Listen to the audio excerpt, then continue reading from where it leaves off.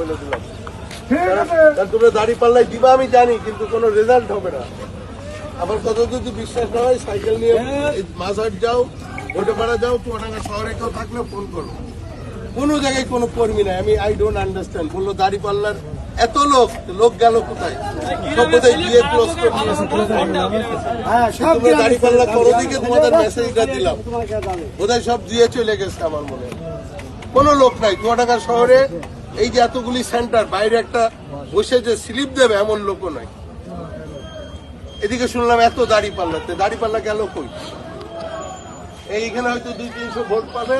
আমাকে ভোট নষ্ট করো না, সম্পর্ক কারোর সাথে খারাপ করো না। এই যে টাকা পয়সা দিয়া দৌড়াদৌড়ি এগুলি করো না। পুলিশ পাঠাচ্ছে হয়েছে এই গ্রামের জন্য,